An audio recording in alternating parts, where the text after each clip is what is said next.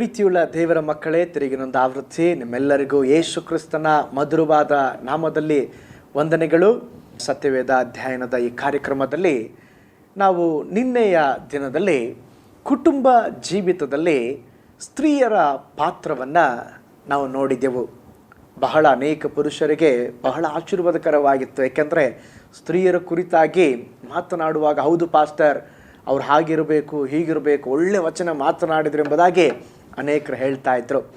ಈ ದಿನ ನಾವು ಕುಟುಂಬ ಜೀವಿತದಲ್ಲಿ ಪುರುಷರ ಪಾತ್ರ ಏನು, ಅಥವಾ ಪುರುಷನು ಕುಟುಂಬ ಜೀವಿತದಲ್ಲಿ ಹೇಗಿರಬೇಕು, ಕುಟುಂಬ ಜೀವಿತವನ್ನು ಹೇಗೆ ಕಟ್ಟಬೇಕೆಂಬುದಾಗಿ ಈ ದಿನ ನಾವು ಧ್ಯಾನಿಸಲಿಕ್ಕಿದ್ದೇವೆ. ಈ ಪ್ರಪಂಚದಲ್ಲಿ ನಾವು ಬಾಳುವಾಗ ಕರ್ತನು ನಮಗೆ ಅನುಗ್ರಹ ಮಾಡಿರುವಂಥ ಒಂದು ದೊಡ್ಡ ಆಶೀರ್ವಾದ ಅದು ಕುಟುಂಬವಾಗಿದೆ.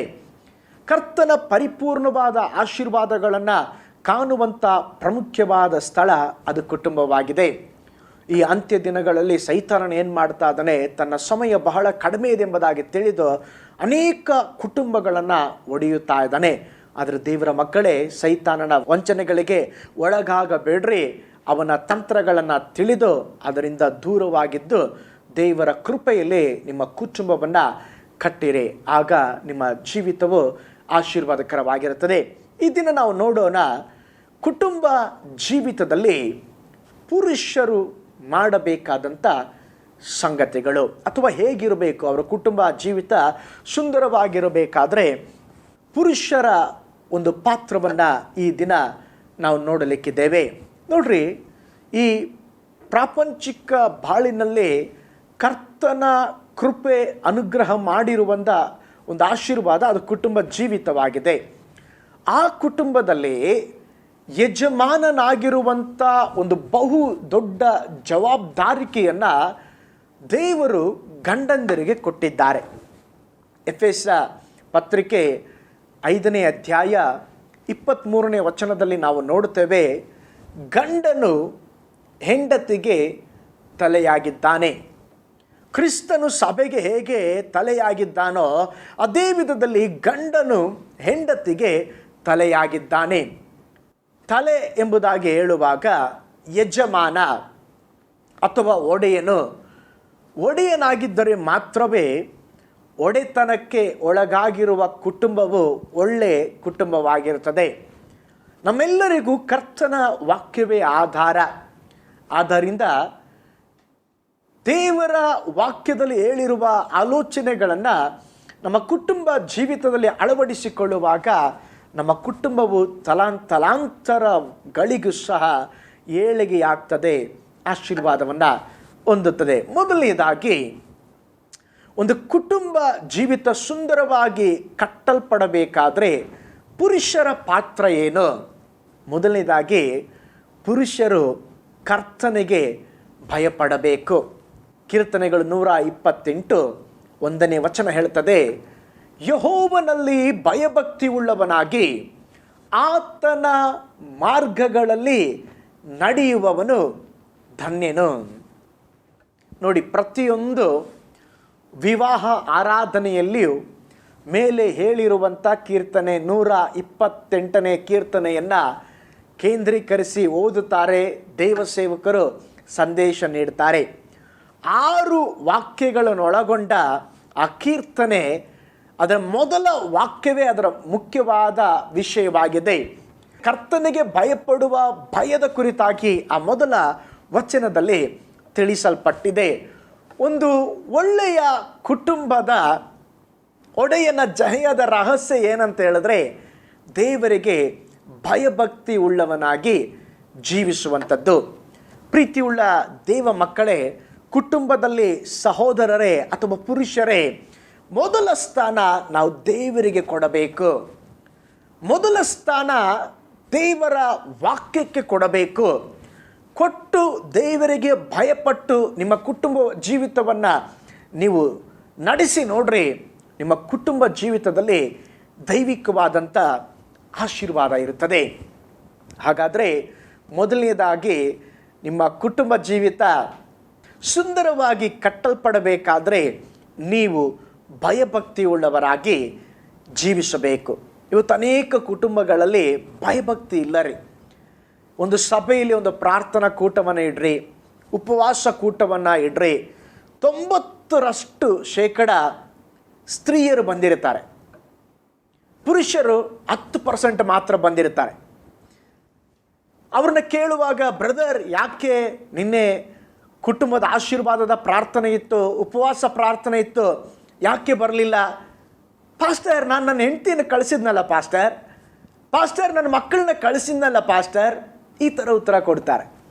ನೋಡಿ, ಕುಟುಂಬದಲ್ಲಿ ಒಂದು ದೈವಿಕವಾದ ಆಶೀರ್ವಾದವನ್ನು ಪಡೆಯಬೇಕಾದ್ರೆ ಮೊದಲನೇದಾಗಿ ಗಂಡಸರಿಗೆ ಅಥವಾ ಪುರುಷರಿಗೆ, ಮನೆಯ ಯಜಮಾನನಾಗಿರುವಂಥ ಸಹೋದರರಿಗೆ ಒಂದು ದೈವ ಭಕ್ತಿ ಇರಬೇಕು.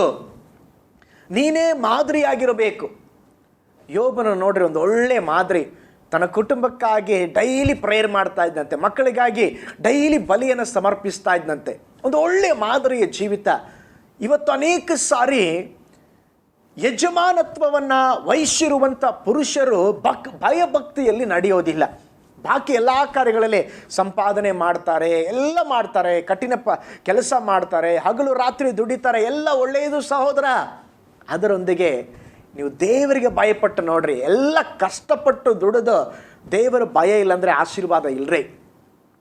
ಎಲ್ಲವನ್ನ ಮಾಡಿ, ಎಲ್ಲವನ್ನ ಸಂಪಾದನೆ ಮಾಡಿ, ಎಲ್ಲವನ್ನ ಕೊಟ್ಟು ನಿಮಗೆ ದೇವರ ಭಯ ಇಲ್ಲ ಅಂತ ಹೇಳಿದ್ರೆ ಎಲ್ಲವೂ ವ್ಯರ್ಥ. ಬೈಬಲ್ ಹೇಳ್ತದೆ, ಭಯ ಭಕ್ತಿ ಉಳ್ಳವನು ಈ ವಿಧದಲ್ಲಿ ಆಶೀರ್ವಾದ ಹೊಂದುವನು. ಹಾಗಾದರೆ ಕುಟುಂಬದಲ್ಲಿ ಪುರುಷರ ಒಂದು ಪಾತ್ರ ಅಥವಾ ಕುಟುಂಬದಲ್ಲಿ ಸುಂದರವಾದ ಜೀವಿತವನ್ನು ಕಟ್ಟುವುದಕ್ಕೆ ಸಹೋದರರು ಮಾಡಬೇಕಾದದ್ದು ಭಯ ಭಕ್ತಿ ಉಳ್ಳವರಾಗಿ ಜೀವಿಸಬೇಕು. ಎರಡನೇದಾಗಿ, ನಿಮ್ಮ ಹೆಂಡತಿಯರನ್ನು ಪ್ರೀತಿಸ್ರಿ. ಎಫೆಸ ಪತ್ರಿಕೆ 5ನೇ ಅಧ್ಯಾಯ 25ನೇ ವಾಕ್ಯ ಹೇಳುತ್ತದೆ, ಪುರುಷರೇ ನಿಮ್ಮ ನಿಮ್ಮ ಹೆಂಡತಿಯರನ್ನು ಪ್ರೀತಿಸ್ರಿ. ಆ ವಾಕ್ಯಕ್ಕಾಗಿ ಕರ್ತನಿಗೆ ಸ್ತೋತ್ರ. ವಾಕ್ಯ ಸ್ಪಷ್ಟವಾಗಿ ಬರೆಯಲ್ಪಟ್ಟಿದೆ. ಏನಂತೇಳಿ? ಎಫೆಸ 5ನೇ ಅಧ್ಯಾಯ 25ನೇ ವಚನದಲ್ಲಿ ನಾವು ನೋಡಿದೆವು, ಪುರುಷರೇ ನಿಮ್ಮ ನಿಮ್ಮ ಹೆಂಡತಿಯರನ್ನು ಪ್ರೀತಿಸ್ರಿ. ಇವತ್ತೇನು ಪ್ರಾಬ್ಲಮ್ ಅಂದರೆ, ಬೇರೆಯವರ ಹೆಂಡತಿಯರನ್ನು ಪ್ರೀತಿಸಿ ಮಾತನಾಡುವಂಥ ಪುರುಷರಿದ್ದಾರೆ, ಆದರೆ ಸ್ವಂತ ಹೆಂಡತಿಯನ್ನು ಹೊಗಳಿ ಪ್ರೀತಿಸಿ ಮಾತನಾಡೋರು ಬಹಳ ಕಡಿಮೆ.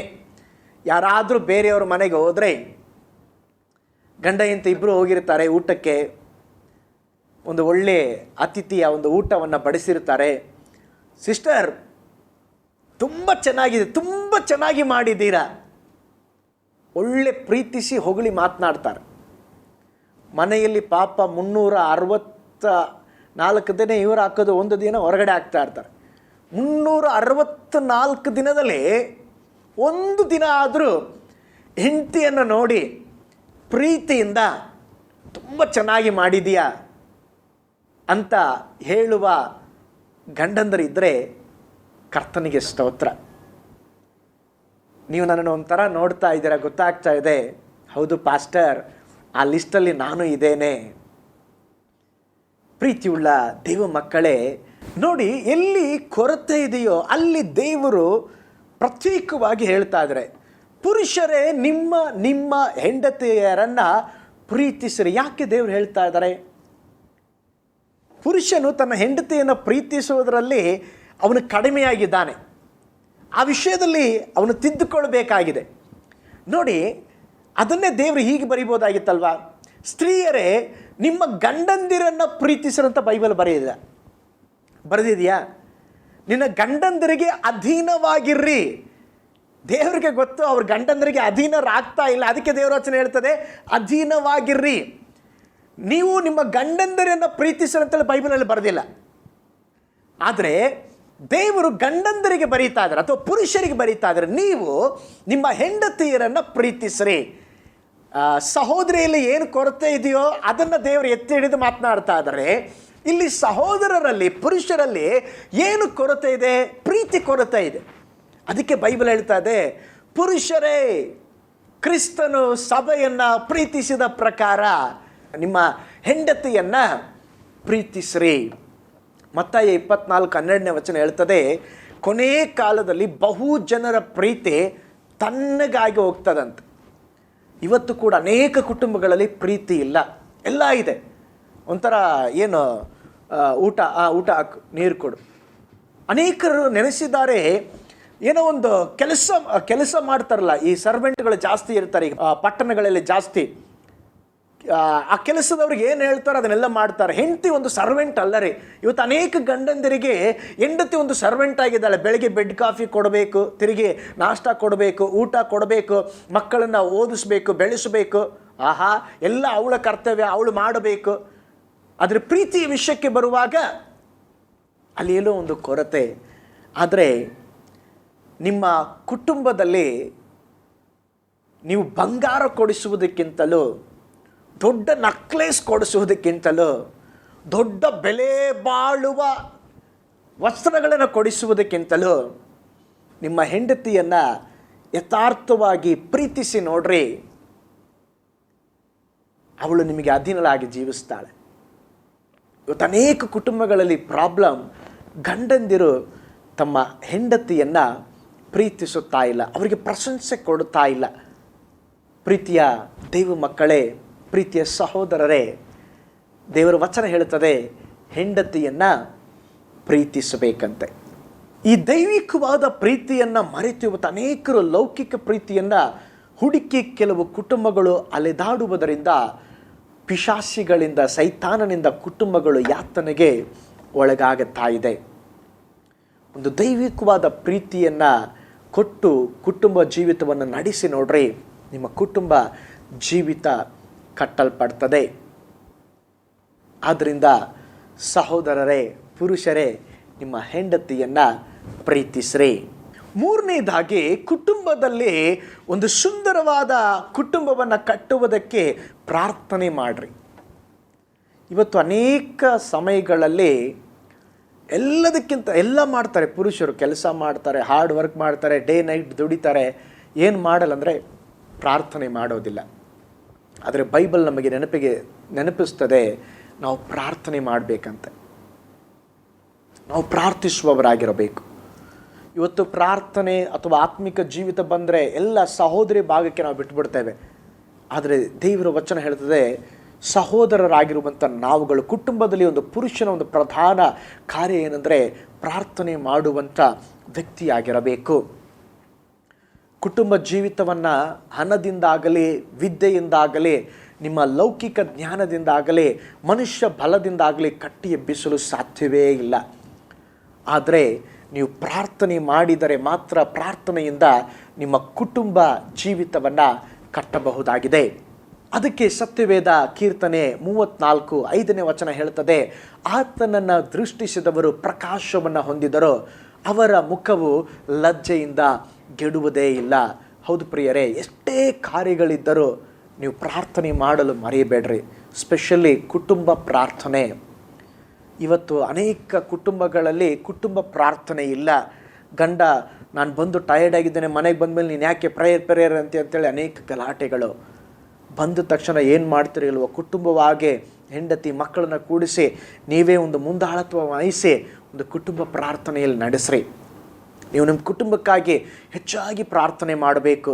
ಸೈತಾನನು ಯಾವುದೇ ಕ್ಷೇತ್ರದಲ್ಲಿ ನಿಮ್ಮ ಮಕ್ಕಳನ್ನಾಗಲಿ ಹೆಂಡತಿಯನ್ನಾಗಲಿ ಕುಟುಂಬದೊಳಗೆ ಯಾವ ಗಲಿಬಿಲಿಗಳು ಉಂಟಾಗದ ಹಾಗೆ ಪ್ರತಿನಿತ್ಯವೂ ಸಹೋದರರು ತಮ್ಮ ಕುಟುಂಬಗಳಿಗಾಗಿ ಪ್ರಾರ್ಥನೆ ಮಾಡಬೇಕು. ಈಗಾಗಲೇ ನಾನು ಹೇಳಿದೆ, ಯೋಬನು ಒಂದು ಒಳ್ಳೆಯ ಮಾದರಿ. ಅವನು ತನ್ನ ಕುಟುಂಬಕ್ಕಾಗಿ ಹೆಚ್ಚು ಮಹತ್ವವನ್ನು ಕೊಟ್ಟ.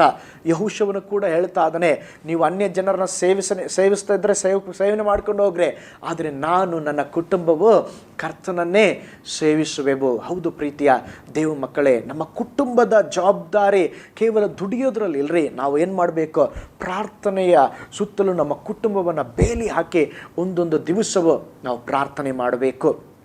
4ನೇದಾಗಿ, ಒಂದು ಸುಂದರವಾದ ಕುಟುಂಬ ಜೀವಿತವನ್ನು ಕಟ್ಟುವುದಕ್ಕೆ ಪುರುಷರ ಪಾತ್ರ, ವಾಗ್ದಾನಗಳನ್ನು ಸ್ವಾಸ್ಥ್ಯ ಮಾಡಿಕೊಳ್ಳ್ರಿ. 2 ಕೊರಿಂಥ 1:20 ಹೇಳ್ತದೆ, ನಿಶ್ಚಯವಾಗಿ ದೇವರ ವಾಗ್ದಾನಗಳು ಎಷ್ಟಿದ್ದರೂ ಕ್ರಿಸ್ತನಲ್ಲೇ ದೃಢವಾಗುತ್ತದೆ. ಸತ್ಯವೇದದಲ್ಲಿ ಕೊಡಲ್ಪಟ್ಟಿರುವ ಪ್ರತಿಯೊಂದು ವಾಗ್ದಾನಗಳು ನಮಗೆ ಸ್ವಂತ. ನಾವು ಆತನ ಮಕ್ಕಳಾಗಿದ್ದೇವೆ.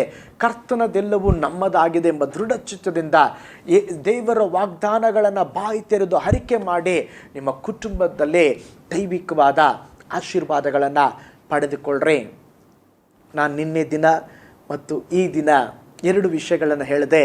ನಿನ್ನೆ ದಿನ ನಾನು ಹೇಳಿದೆ, ಒಂದು ಕುಟುಂಬ ಜೀವಿತದಲ್ಲಿ ಒಂದು ಸುಂದರವಾದ ಕುಟುಂಬ ಜೀವಿತ ಕಟ್ಟಲ್ಪಡಬೇಕಾದ್ರೆ ಸ್ತ್ರೀಯರ ಪಾತ್ರವೇನು. ನಂತರ ಈ ದಿನ ಹೇಳಿದೆ ಪುರುಷರ ಪಾತ್ರವೇನು. ಇನ್ನೊಂದು ಆವೃತ್ತಿ ನಾನು ಕುಟುಂಬ ಜೀವಿತ ಕಟ್ಟಲ್ಪಡಬೇಕಾದ್ರೆ ಸ್ತ್ರೀಯರ ಪಾತ್ರ ಏನಂದರೆ, ನಿನ್ನೆ ದಿನ ಹೇಳಿದ ಹಾಗೆ ಈ ದಿನ ಕೂಡ ನಾನು ಅದನ್ನು ತಿರುಗಿ ಪುನರಾವರ್ತಿಸಲಿಕ್ಕೆ ಇದ್ದೇನೆ. ಸ್ತ್ರೀಯರು ಕರ್ತನಿಗೆ ಭಯಪಡುವವರಾಗಿರಬೇಕು. 2ನೇದಾಗಿ ಸರಿ ಬೀಳುವ ಸಹಕಾರಿ ಎಂದು ನೀವು ತಿಳಿದುಕೊಳ್ಬೇಕು. 3ನೇದಾಗಿ ಗಂಡನಿಗೆ ಅಧೀನರಾಗಿರಬೇಕು. 4ನೇದಾಗಿ ದೇವರು ಮೆಚ್ಚುವ ನಡವಳಿಕೆಯನ್ನು ನಡೆಯಬೇಕು. 5ನೇದಾಗಿ ಆಡಂಬರದ ಜೀವಿತ ಬೇಡ. 6ನೇದಾಗಿ ಸ್ತ್ರೀಯರು ಅಧಿಕಾರ ಮಾಡಬಾರ್ದು. 7ನೇದಾಗಿ ನಾನು ಹೇಳಿದೆ ಸತ್ಯವೇದವನ್ನು ಜ್ಞಾನ ಮಾಡಿ ವಾಗ್ದಾನಗಳನ್ನು ಸ್ವಾಸ್ಥ್ಯ ಮಾಡಿಕೊಳ್ಳಬೇಕು. ಅದಾದ ನಂತರ ಈ ದಿನ ನಾನು ಹೇಳಿದೆ ಒಂದು ಸುಂದರವಾದ ಕುಟುಂಬ ಜೀವಿತವನ್ನು ಕಟ್ಟುವುದಕ್ಕೆ ಪುರುಷರ ಪಾತ್ರ, ಜವಾಬ್ದಾರಿ. ಮೊದಲನೇದಾಗಿ ನಾನು ಹೇಳಿದೆ ಅವನು ಕುಟುಂಬದ ಯಜಮಾನವಾಗಿದ್ದಾನೆ. ಅವನು ಕರ್ತನಿಗೆ ಭಯಪಟ್ಟು ಜೀವಿಸಬೇಕು. 2ನೇದಾಗಿ ತನ್ನ ಹೆಂಡತಿಯನ್ನು ಪ್ರೀತಿಸಬೇಕು. 3ನೇದಾಗಿ ನಾನು ಹೇಳಿದೆ ಪ್ರಾರ್ಥನೆ ಮಾಡುವವನಾಗಿರಬೇಕು. 4ನೇದಾಗಿ ನಾನು ಹೇಳಿದೆ ವಾಗ್ದಾನಗಳನ್ನು ಸ್ವಾಧೀನಪಡಿಸಿಕೊಳ್ಳಬೇಕು. ಈ ಕಾರ್ಯಗಳನ್ನು ಮಾಡುವುದಾದರೆ ಒಂದು ಬಲವಾದ ಬಂಡೆಯ ಮೇಲೆ ಕಟ್ಟಲ್ಪಟ್ಟ ಮನೆ ಹಾಗೆ ಒಂದು ಸುಂದರವಾದ ಕುಟುಂಬವನ್ನು ನಾವು ಕಟ್ಟಬಹುದಾಗಿದೆ. ಹಾಗಿರೋದಾದರೆ ದೇವರು ಅದಕ್ಕೆ ಬೇಕಾದ ಕೃಪೆಯನ್ನು ಕೊಡಲಿ. ನಾವು ಪ್ರಾರ್ಥನೆ ಮಾಡೋಣ. ಪರಲೋಕದಲ್ಲಿ ವಾಸ ಮಾಡುವ ನಮ್ಮ ತಂದೆಯಾದ ದೇವರೇ, ನೀನು ಒಳ್ಳೆಯ ದೇವರು, ಒಳ್ಳೆಯದನ್ನೇ ಮಾಡುವ ದೇವರು, ಕುಟುಂಬಗಳನ್ನು ಪ್ರೀತಿಸುವ ದೇವರು, ಕುಟುಂಬಗಳನ್ನು ಕಟ್ಟುವ ದೇವರು ಸ್ವಾಮಿ. ದೇವರೇ, ನಿನ್ನೆ ದಿನ ಈ ದಿನ ನಾವು ಈ ಸತ್ಯವೇದ ಅಧ್ಯಯನದಲ್ಲಿ ಕುಟುಂಬದಲ್ಲಿ ಪುರುಷನು ಮತ್ತು ಸ್ತ್ರೀಯು ಅವರ ಜವಾಬ್ದಾರಿಗಳು, ಅವರ ಗುಣ ಸ್ವಭಾವಗಳು ಹೇಗಿರಬೇಕೆಂಬುದಾಗಿ ಜ್ಞಾನಿಸಲಿಕ್ಕೆ ನಮಗೆ ಕೃಪೆ ಕೊಟ್ಟಿದ್ದೀಯ. ಅದರ ಬಗ್ಗೆ ತಿಳುವಳಿಕೆ ಮಾತ್ರ ಅಲ್ಲ ಸ್ವಾಮಿ, ಅದೇ ಪ್ರಕಾರ ಜೀವಿಸಿ ನಿನ್ನ ವಚನದ ಮೇಲೆ ಒಂದು ಸುಂದರವಾದ ಕುಟುಂಬ ಜೀವಿತವನ್ನು ಕಟ್ಟಲಿಕ್ಕೆ ನಮ್ಮೆಲ್ಲರಿಗೆ ಸಹಾಯ ಮಾಡಿರಿ. ನಿಮ್ಮ ಕೃಪೆ ನಮಗೆ ಬೇಕಾಗಿದೆ. ಸೈತಾನನು ನಮ್ಮ ಕುಟುಂಬವನ್ನು ಮುಟ್ಟಬಾರದು ಸ್ವಾಮಿ. ಕುಟುಂಬದೊಳಗೆ ಅಸಮಾಧಾನವನ್ನು ತರಬಾರದು ಸ್ವಾಮಿ. ಪ್ರೀತಿ, ಸ್ನೇಹತ್ವ, ಐಕ್ಯತೆ ನಮ್ಮ ಕುಟುಂಬಗಳಲ್ಲಿ ಸದಾಕಾಲವೂ ಇರಲಿ ಸ್ವಾಮಿ. ವೀಕ್ಷಿಸಿದ ಪ್ರತಿಯೊಂದು ಕುಟುಂಬಗಳನ್ನು ದೈವಿಕವಾದ ಸಮಾಧಾನದಿಂದ ತುಂಬಿಸ್ರಿ, ದೈವಿಕವಾದ ಆಶೀರ್ವಾದದಿಂದ ಆಶೀರ್ವದಿಸ್ರಿ. ನಮ್ಮ ಪ್ರಾರ್ಥನೆ ಕೇಳಿದ ಪ್ರೀತಿಗಾಗಿ ವಂದನೆ ಸ್ವಾಮಿ. ಯೇಸುವಿನ ಹೆಸರಿನಲ್ಲಿ ತಂದೆಯೇ, ಆಮೆನ್. Praise the lord. ಕರ್ತನು ನಿಮ್ಮೆಲ್ಲರನ್ನ ಧಾರಾಳವಾಗಿ ಆಶೀರ್ವಾದ ಮಾಡಲಿ. ಮೈ ಗಾಡ್ ಬ್ಲೆಸ್ ಯು ಆಲ್.